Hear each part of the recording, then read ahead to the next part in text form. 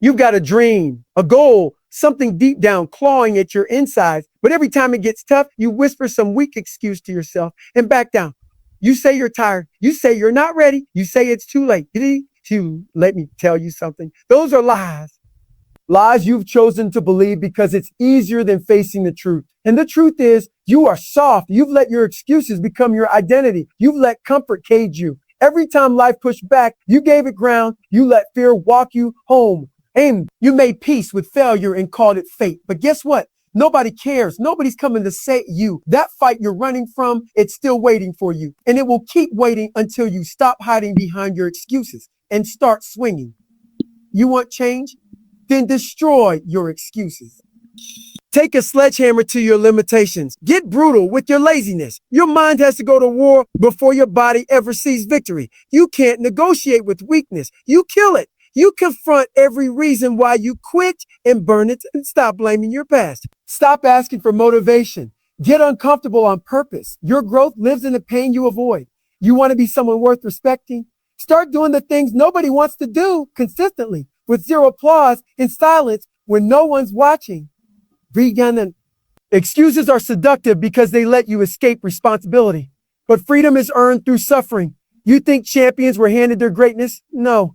They were forged in silence, in cold mornings, in reps that hurt, in failure after failure, after failure, after failure, after failure, and they showed up again anyway. So today, destroy your excuses. Destroy them until your mind understands that you don't stop when it's hard, you stop when it's done. Burn the bridge back to comfort. Tear down the walls around your limits. Become the kind of savage that looks fear in the face and moves forward anyway. Because the life you want, it's on the other side of the excuses you're still making. Excuses are lies you tell yourself to avoid pain. Excuses aren't truths. They aren't logical. They're not facts. They are emotional reaction to resistance, waxiness to resistance. You tell yourself you don't have time, but you spent 2 hours scrolling on your phone. You say your body hurts, but your mouth never stops chewing garbage. You claim you're not ready, but you've been saying that for five damn years. The real reason you keep making excuses is because you're avoiding pain. You're avoiding the discomfort that comes with change. You're running from the suffering that's necessary to evolve. Every time you make an excuse, what you're really saying is, I'm not willing to do what it takes. Excuses are the mask fear wears. They make you feel justified in your laziness. They give you a pass. You feel smart when you say, it's not the right time. But deep down, you know what's really going on. You don't want to struggle. You don't want to be humiliated. You don't want to confront the truth about how undisciplined you really are. So instead of facing the fire, you stand in the cold, lying to yourself. You build stories to protect your ego, and you let those stories keep you average. You weren't born with excuses. You learned them. Oh, maybe people around you coddled you, told you it was okay to quit when it hurt. Maybe life knocked you down and you got addicted to the sympathy. But here's the truth. As long as you keep making excuses, you will stay exactly where you are, stuck, frustrated, broken, and resentful. You'll look at people doing the things you want to do, and instead of working harder, you'll make more excuses about why it's easier for them. You'll convince yourself that your situation is special, that your pain is unique, and that's exactly why you'll never rise. People will tell you to be kind to yourself. I'm telling you the opposite. Be brutal with your lies. Hunt down every excuse you've used and choke it out. You say you're tired. You say you're tired. Do it tired. You say you're broken. Good. Do it broken. You say no one believes in you. Perfect. Let that fuel you. Stop trying to escape pain and start walking toward it. Because inside that pain is where your power lives. And then inside that pain is where your potential has been buried by years of excuses. Every excuse you make carves a deeper hole for your potential to die in. Think about that. Every time you back down, something inside you withers. The muscle of belief, the strength of discipline, the will to grind, each of them atrophies every time you choose comfort over commitment. And here's the scariest part. The more you make excuses, the more believable they become. Eventually, you start thinking they're the truth. And once you believe your own lies, you're no longer just stuck, you're imprisoned by your own mind. If you want to destroy your excuses, stop speaking them. Stop writing them into your day. Stop thinking of them as valid. They're not. They're chains. They're smoke.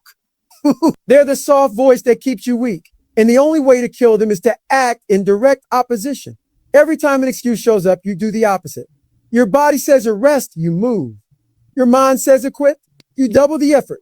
You don't reason with weakness. You overpower it. Excuses are lies, and the truth is forged in action. So if you're ready to stop lying to yourself, then it's time to start living like someone who's got something to prove. Your comfort zone is a trap disguised as safety. Your comfort zone is not your friend. It's a prison built from habits, fear, and weakness. It feels warm, it feels familiar, but that's exactly why it's dangerous. It lulls you into thinking you're okay while it slowly kills your ambition. You don't even realize it's happening. You sit on the couch, scroll your phone, skip the workout, sleep in a little longer, and before you know it, you've been stuck in the same place for months, years, maybe even your whole damn life. But let me tell you something, nothing great ever came from easy. That comfort zone is where your dreams go to die. It's where you let your fire burn out without even noticing. You make up reasons to justify staying there. You say, I'm doing okay, or it's not that bad. I'm so bad. But deep down, your soul is screaming for more. You're haunted by the version of you that could exist if you just had the guts to step outside that bubble. That's the war nobody talks about. The war inside your own head between the life you have and the life you're capable of creating. And every time you choose comfort, you lose ground in that war. Your comfort zone is not safe. It's where regret breeds. It's where you settle. It's where you watch others pass you by while you lie to yourself, saying you're just a being patient. You think staying safe is the smart move, but that's the trap. Comfort numbs you. It makes you slow. It makes you weak. And worst of all, it convinces you that mediocrity is enough. So while you're relaxing, someone else is grinding. While you're taking it easy, someone else is building the life you want. And when it's all said and done, you'll have no one to blame but yourself. Growth lives on the other side of discomfort. That pain you feel when you push yourself, that's where the change happens. The early mornings, the hard workouts, the lonely grind, those are your battlegrounds. That's where you earn your confidence. That's where you become dangerous. Not when things are easy, but when you willingly put yourself in the fire. That's how you build a mindset that doesn't break when life hits hard. You have to train in chaos so that you don't fold when the storm comes. And make no mistake, it will come. The question is, will you be ready? You've got to rewire your brain to chase pain. You've got to crave the grind. You've got to wake up and seek war with yourself. Because if you don't, that comfort zone will keep pulling you back. It'll whisper to you, adjust this once, and before you know it, you've lost another day, another week, another year. You become a shell of what you were meant to be. But if you make discomfort your new home, you become unstoppable. You'll stop caring about convenience and start demanding greatness from yourself every single day. There's nothing comfortable about excellence. It's built on sacrifice. It's earned through discipline. It's fought for in silence. So if you want to grow, then you need to get uncomfortable on purpose. You need to throw yourself into the fire and come out harder. The comfort zone doesn't protect you. It traps you. And the only way out is through the suffering you've been avoiding. Step outside, stay there, learn to love the struggle, because your real life, the one worth living, is waiting on the other side of that line. Nobody cares about your excuses. Only results matter. You can sit there and cry about how hard your life is. You can scream at the sky, blame your parents, your environment, your job, your injuries. You can have the most tragic backstory in the world. But let me hit you with the truth. Nobody cares. You think the world is going to slow down and wait for you to catch up because you had a rough start. You think it's going to pat you on the back and hand you success because you've been through some pain? No, the world doesn't run on sympathy. It runs on results. Either you deliver or you don't. People respect the ones who show up regardless of circumstances, the ones who refuse to quit, the ones who push when they've got every reason not to. You don't get a trophy for almost. You don't build a legacy by explaining why you couldn't. You become someone people remember by doing the damn work, even when no one's watching, even when everything is stacked against you. That's the difference between those who rise and those who stay down. Excuses build comfort, but effort builds results. And here's what makes this real. The pain is universal. Everyone is dealing with something. Everyone has scars. But the high performers, the beasts, the ones who break the mold, they don't let pain become an excuse. They use it as fuel. While most people are complaining, they're training. While most people are explaining why they can't, they're showing why they must. That's what separates the elite from the average. It's not talent, it's not luck, it's the ability to move forward regardless of circumstance. You've got to ask yourself, do you want pity or do you want progress? You can't have both. You can't keep clinging to your excuses and expect to win. Excuses are the chains that keep you tied to your current level. They make you feel okay about failing. They make you feel justified in staying small, but in the end, they don't mean a thing. The scoreboard doesn't care why you lost. The finish line doesn't care how tired you were. The mirror doesn't lie. You either got it done or you didn't. No one is going to save you. No one is going to pull you out of bed at 4 a.m. No one is going to suffer for you, and no one owes you a damn thing. So stop waiting. Stop wishing. Stop wishing. Stop justifying. Because every second you spend explaining why you can't is a second someone else is using to prove they can. The battlefield is mental. You either crush your excuses or they crush you. There's no middle ground. When it's all said and done, what you did will speak louder than what you said. The time for talking is over. The time for feeling sorry is gone. You either become the one who rose despite everything or the one who stayed the same because of everything. Remember, results are the only proof that you showed up and did the work. So show up, get it done. Let your results speak for you, louder than any excuse ever could. Success is earned through relentless discipline, not motivation. Motivation is a fleeting drug. It hits hard, feels good, then vanishes. It's the hype song before the workout, the movie that fires you up, the speech that makes your skin crawl with electricity. But then what?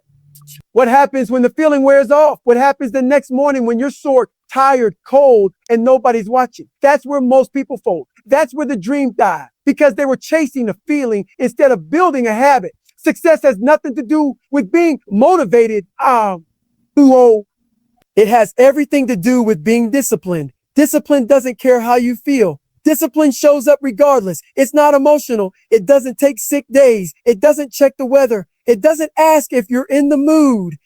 Discipline is the part of you that gets up at 5 a.m. when the alarm hits and your body screams to stay in bed. It's the voice in your head that says, I don't care how tired you are. We've got work to do too. If you want success, you better stop relying on motivation and start cultivating that inner voice that doesn't flinch when things get hard. You think the champions of the world wanted to grind every day? You think they were pumped up every morning to be? Hell no. They just decided that the mission was more important than their feelings. They understood that greatness is a byproduct of consistency, and consistency lives in discipline. That's the dirty truth people don't want to hear. They want hacks. They want easy. They want shortcuts, but there are none. You got to earn it day after day, rep after rep, when it's boring, when it hurts, when it feels pointless, because that's where the separation happens. When you're driven by discipline, you stop negotiating with weakness. You stop asking yourself if you feel like doing it. You just do it, rain or shine. Motivation makes you dabble. Discipline makes you dominate. It becomes a lifestyle. You train when there's no event. You study when there's no test. You work when no one's watching. Why? Because the work isn't about hype. It's about hunger. It's about hunger. And the hungriest one in the room isn't always the loudest. It's the one who keeps showing up when everyone else gets soft. And here's the twist. Discipline isn't natural. It's not built by accident. It's forged in the fire of discomfort. You've got to choose hard over, over and over again. You've got to choose the gym over sleep, the grind over comfort, the work over the excuse. Every single time you choose discipline over the easy way out, you grow. You build calluses on your mind. You get tougher, sharper, more dangerous. You stop making promises and start making proof. And you stop dreaming and start delivering. You want to build a legacy? Then forget how you feel. Forget motivation. Discipline is your new religion. Discipline is what carries you through the storms, through the setbacks, through the lonely nights when no one claps for you. First, it's the invisible force that separates the ones who talk from the ones who finish. So stop waiting to feel ready. You're not supposed to feel ready. You're supposed to feel tested and push through anyway. Let the world chase motivation while you build a bulletproof mind through ruthless daily discipline. Fear will always be there. You must move anyway. Fear isn't going away. It's not something you outgrow. It's not something that disappears when you hit a certain level. In fact, the higher you go, the louder fear gets. You'll fear failing. You'll fear judgment. You'll fear not being enough. But here's the raw truth. Fear is not the enemy. The real enemy is paralysis. The real enemy is waiting for fear to leave before you take action. Because if you keep waiting to feel brave, to feel confident, to feel ready, you'll never move. You'll never grow. You'll rot in the same place while fear holds the leash. Fear is a test. It's a signal that you're standing on the edge of something bigger. It's the threshold between who you are and who you could be. Most people feel fear and take a step back, but the ones who rise, they feel fear and take a step forward. They don't pretend they're fearless. They act despite it. They embrace the sweat, the shaking hands, the pounding heart, the pounding heart. They show up anyway because courage doesn't mean the absence of fear. It means you're willing to go through hell even though you're terrified. You want to grow. Then get comfortable doing what scares the hell out of you. Put yourself in situations where fear punches you in the face and don't flinch, and don't flinch, and don't flinch. Listen, speak when your voice trembles. Compete when you feel outmatched. Start the thing you've been putting off. You don't need to know every step. You don't need certainty. You need guts. You need to move, because every time you move in fear's direction, you take its power away. You start proving to yourself that you can handle chaos. You become battle tested. People who succeed at the highest level aren't fearless. They've just trained their minds to ignore the noise. They've conditioned themselves to operate under pressure. Fear is part of the process. Fear is part of the process. Let it ride shotgun, but don't let it drive. Feel it, but never let it dictate your actions. You're going to fail. You're going to fall. You're going to get embarrassed. But every time you get back up, you weaken fear's grip. And eventually, fear learns that it can't stop you. That's when you become dangerous. Fear is a liar. It tells you you're not ready. It tells you to wait. It tells you you'll fail. But fear doesn't know your heart. Fear doesn't know your work ethic. Fear has no clue how bad you want it. So prove it wrong. Use fear as fuel. Let it sharpen your focus, heighten your awareness, and drive your hunger. Let it remind you that you're stepping into something meaningful, because anything worth having will terrify you at some point. Fear only attacks what matters. So don't run from fear. Run toward it. Run toward it. Make it your training ground. Make it your sparring partner. Let it challenge you, but never let it cage you. When fear shows up, that's your cue to move. That's your invitation to become something more. Most people retreat when fear enters the room, but not you. You stand your ground. You advance, stand your ground. You advance. Because no matter how loud fear gets, you know the truth. Action kills doubt. Movement kills hesitation. And when you stop waiting for fear to vanish and start acting in spite of it, that's when you rise. Excuses turn into regret if left unchallenged. Every excuse you make today will come back tomorrow dressed as regret. That skipped workout, that's a weaker version of you showing up later. That dream you talked yourself out of chasing, that's a lifetime of a what ifs aiding you alive. Every time you say I'll do it later, you're gambling with time you may not have. Excuses don't just keep you stagnant, they slowly poison your future. They build up like rust on your potential. And if you don't kill them now, they'll grow stronger and louder until all that's left is bitterness and broken promises to yourself. Regret is heavy. It's a weight that doesn't leave. It haunts your quiet moments. It follows you into your job, your relationships, your goals. You look back and realize you didn't lose because you weren't capable. You lost because you chose easy. You chose the couch over the grind. You chose distraction over discipline. You chose to protect your ego instead of testing your limits. And when the years pass and that window closes, the pain you feel won't be from what you did. It will be from everything you didn't do. Let's be real. Excuses feel good in the moment. They let you off the hook. They justify your lack of effort. They make it okay to stay average, but they're cowards in disguise. They rob you of the fight. They keep you soft. They give you false comfort while your goals drift further out of reach. And the worst part, you're the one pulling the trigger. You're the one standing in your own way. The outside world isn't stopping you. It's the lies you believe and repeated for so long, you started calling them truth. If you could see the full price of every excuse you've made, you'd be disgusted. You'd see the life you could have had, the version of you that never got built, the goals you let slip through your fingers. And that's what regret really is, a brutal mirror. It doesn't sugarcoat. It doesn't care about your story. It just shows you exactly what you could have been if you had just shut up, showed up, and done the work when it was hard. Excuses are easy now, but regret is permanent later. That voice inside your head, the one that tells you to rest, to quit, to try again tomorrow, that voice is not your friend. Friend, it's the architect of your regret. It's the soft whisper that sounds smart in the moment, but kills you slowly over time. You've got to fight it. You've got to develop a second voice, the savage one, the one that doesn't negotiate, the one that hears an excuse and responds with action. That's the voice that saved you from a future filled with pain and missed opportunity. You want freedom? You want peace? Then earn it through discipline. Earn it by destroying every excuse that stands in your way.